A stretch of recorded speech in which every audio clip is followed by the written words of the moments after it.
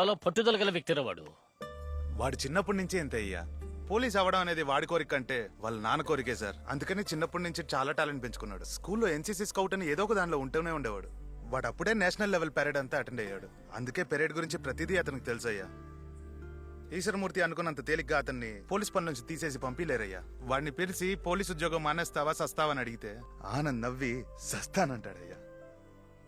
ఎందుకంటే ఈ పోలీస్ పనిని అంత ఇష్టపడతాడయ్యా. చిన్న వయసులోనే చాలా బాధలు పడ్డాడు.